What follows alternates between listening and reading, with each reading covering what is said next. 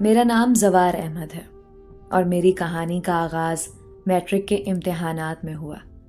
مارچ کا مہینہ تھا اور میں اپنے پیپر سے فارغ ہو کر گھر آیا۔ گھر آ کر کچھ دیر سو گیا اور شام 5 بجے مجھے میرے چھوٹے بھائی نے اٹھایا۔ اٹھو، خالہ اور ان کی فیملی آئی ہے، چل کر مل لو۔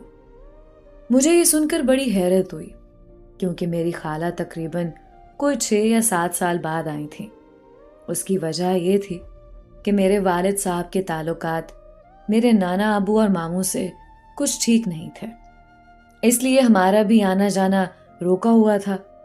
خالہ کے ساتھ تعلقات بہتر تھے لیکن زیادہ آنا جانا نہیں تھا۔ اس دن وہ ہمارے گھر اپنی بڑی بیٹی کی شادی کی دعوت دینے آئی بیٹھی تھیں۔ ان کے ساتھ میری 2 کزنز بھی تھیں، ایک وہ جس کی شادی